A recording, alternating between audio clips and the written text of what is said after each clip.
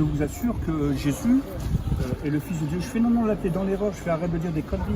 Là, tu commences à me fatiguer, je fais Dieu n'a pas engendré, Dieu ne peut pas engendrer, c'est un péché. Et si tu crois en ça, tu vas en enfer. Reviens à l'islam, tu t'es égaré. Et tu sais ce qu'il me dit? Le gars, il me dit bon, on va pas discuter là-dessus. Il m'a fait si t'as un problème, Dieu t'aime. Mais moi, tu sais, c'est des banalités. Ça veut rien dire. Tu vas voir quelqu'un, tu vas lui dire aujourd'hui, Dieu t'aime, Jésus t'aime. Ça veut rien dire. Le gars, je sors de prison, j'ai pas de thunes, je suis à la rue, j'ai pas de parents. Ça veut rien dire, Jésus t'aime. Pour moi, je suis comme saint Thomas, il faut que je vois les choses. Donc ça rentre pas dans mon cœur. Je suis fermé. Puis à un moment donné, la seule citation de la Bible que je connais, c'est mais si quelqu'un te frappe sur la joue droite, dans la joue. Je lui dis devant tout le monde.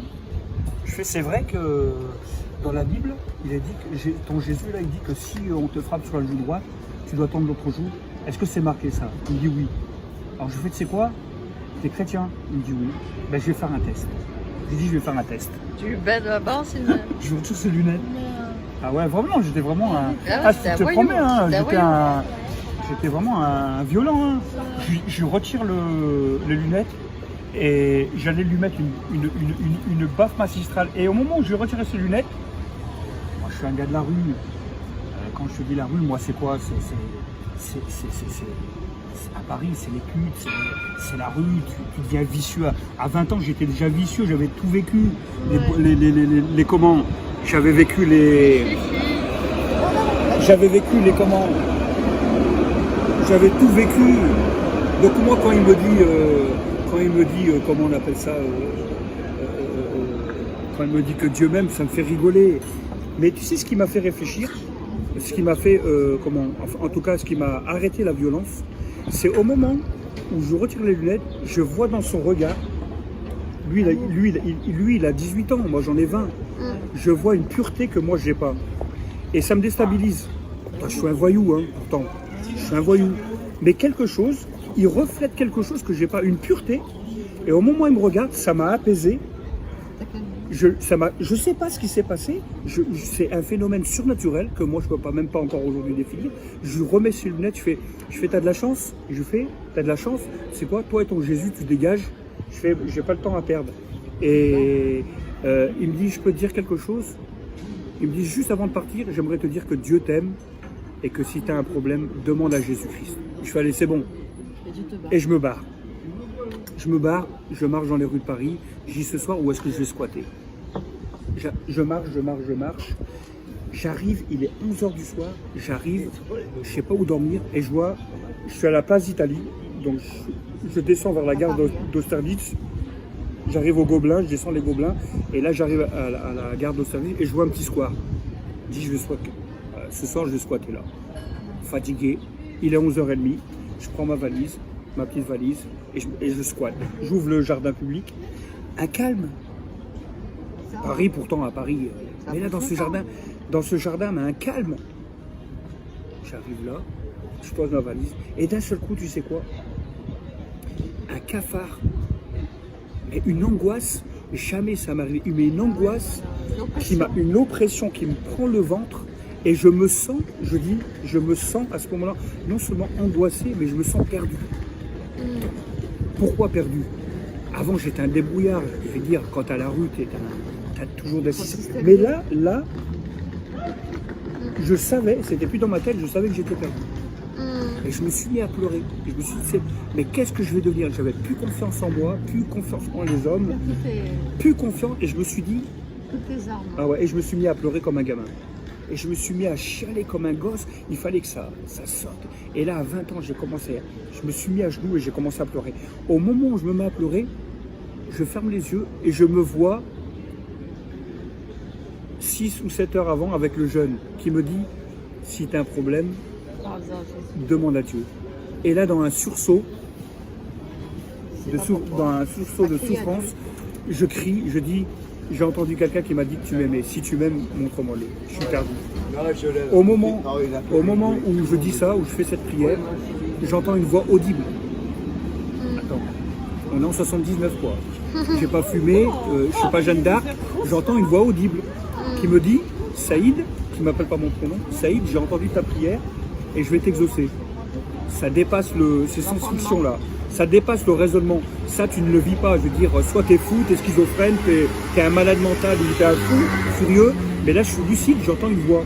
Et quand j'entends cette voix, Dieu, une voix qui me dit, Saïd, je t'aime et je vais te relever, j'ai entendu ta prière, je me retourne, je pensais qu'il y avait quelqu'un qui me faisait une blague.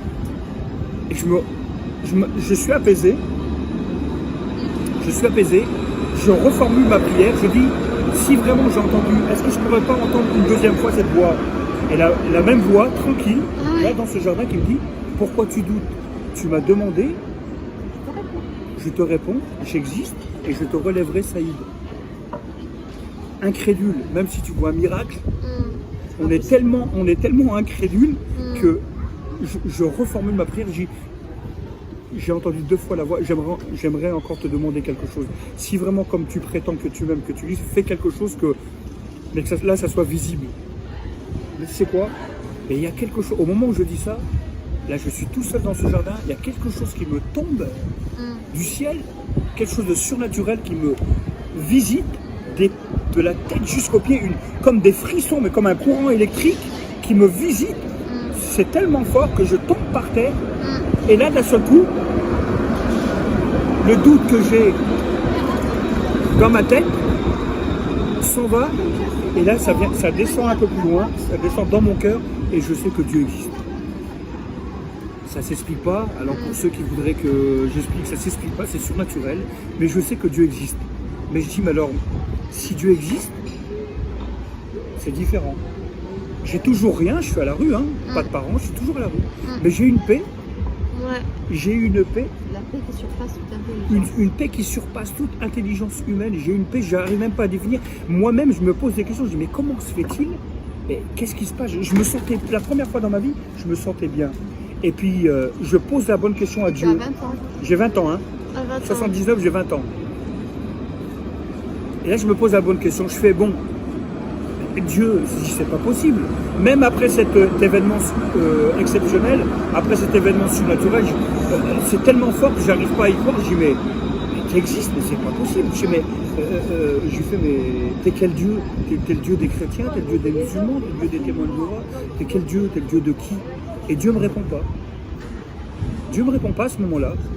Et Dieu me répond pas. Et tu sais ce que je fais? Je lui pose la bonne question. Je fais, maintenant que je sais que tu existes, je sais pas qui tu es, mais tu vois ma situation, conduis-moi. Tu sais, j'ai rien du tout. Je suis à la rue. Oh, je dors. Je dors sur le banc. Le lendemain matin, je me réveille avec toujours la même paix. Je dis, c'est pas possible. La même sérénité, et puis une joie qui n'est pas due, même pas une joie qui est due au matériel parce que j'avais rien. Donc c'est une joie même pas humaine, j'avais une joie et une paix intérieure. Et à ce moment, je dis, c'est pas possible, ça m'a pas quitté. Et je suis en train de réfléchir à tout ce qui m'arrive et je me suis dit, comme j'avais pas d'argent, je me suis dit, bon, il y avait une petite fontaine, je me suis dit, je vais me laver là à la fontaine et après je vais aller en direction de la gare du Nord, je vais aller faire la Manche.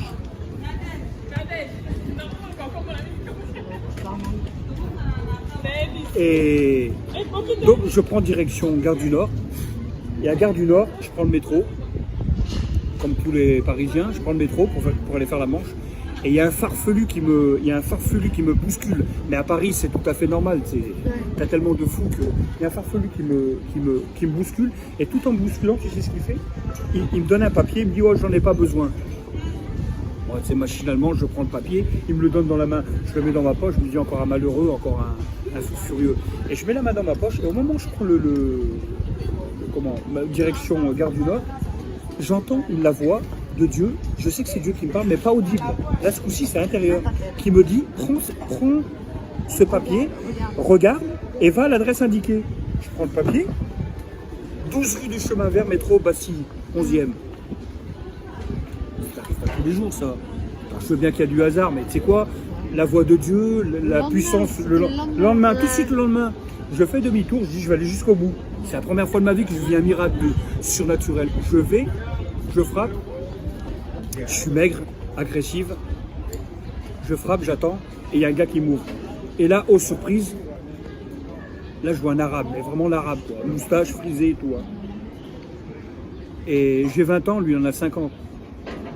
Et je dis bonjour, je fais t'es qui Donc je fais t'es qui Il me dit moi monsieur, il me dit jeune homme, non il me dit jeune homme, moi je suis Pierre Mokhtar.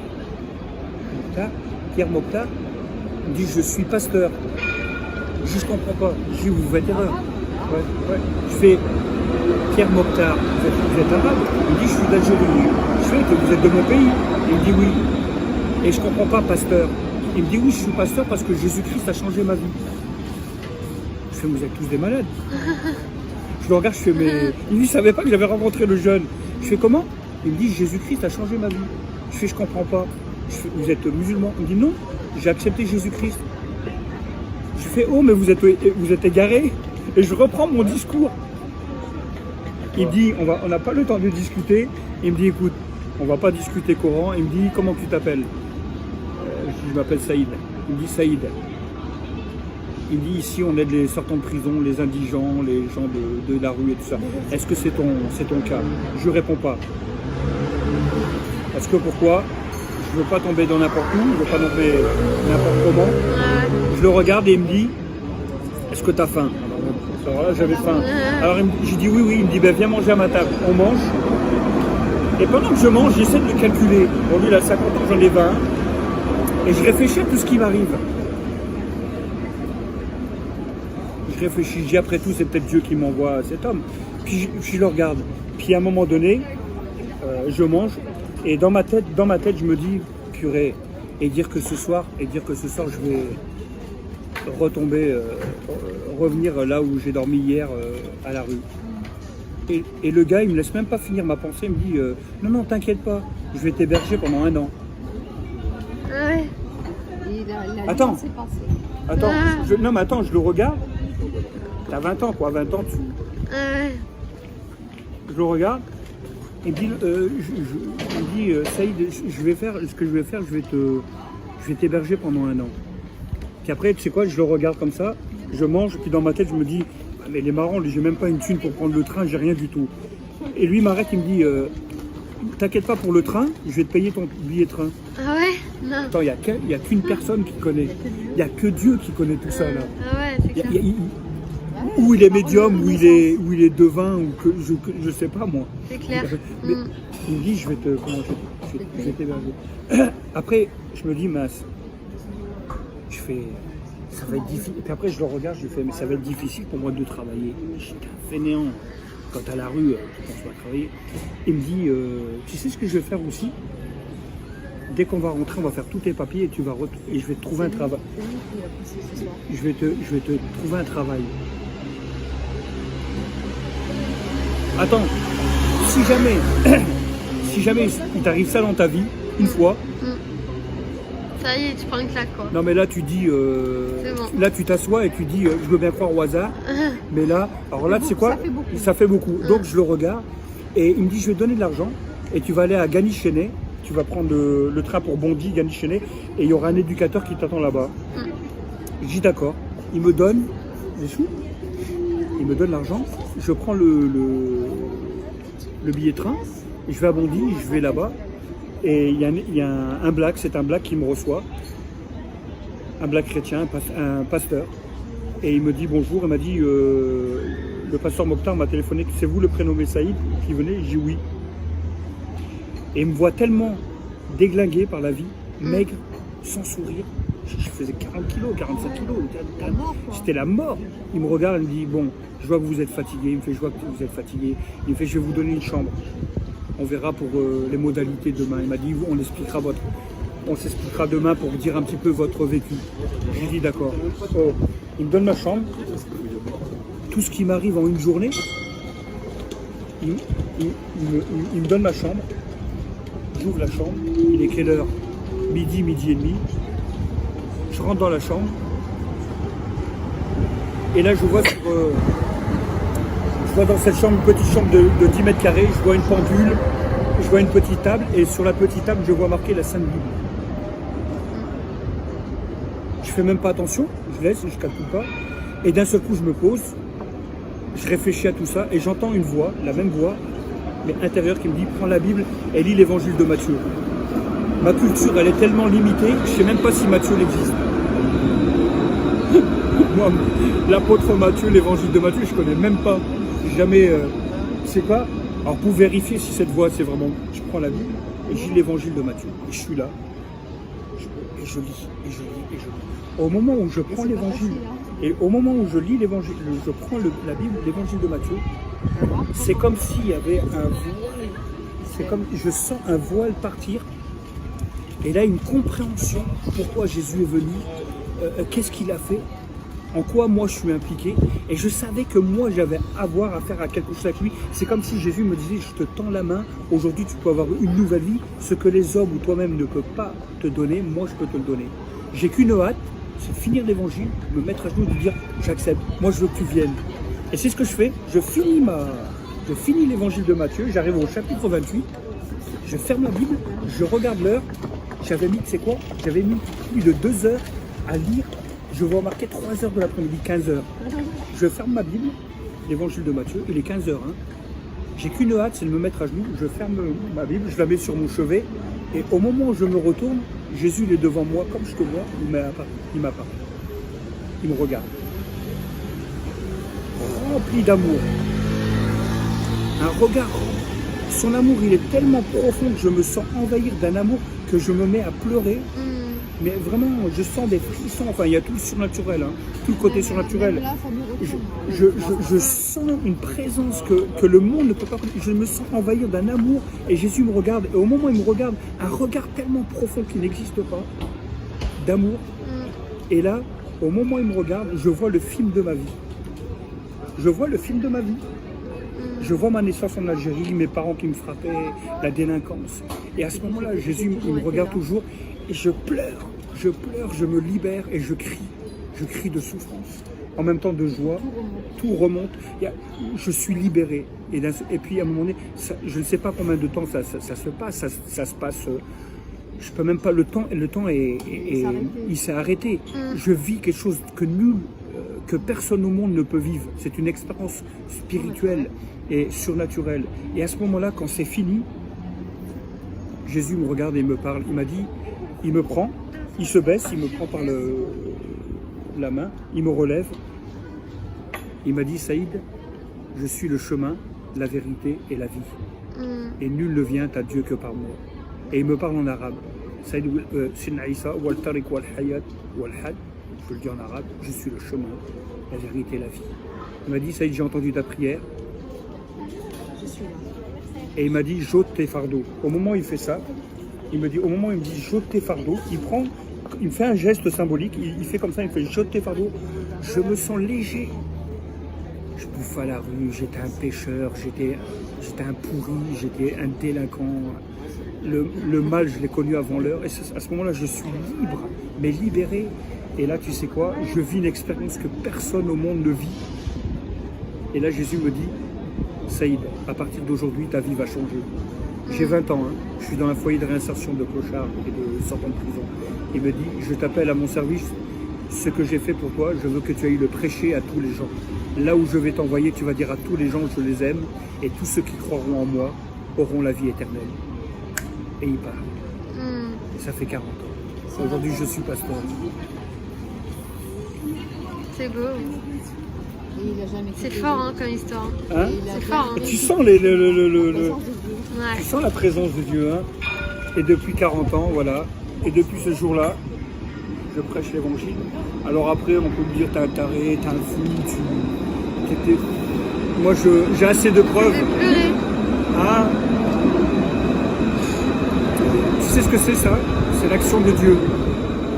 Laisse faire.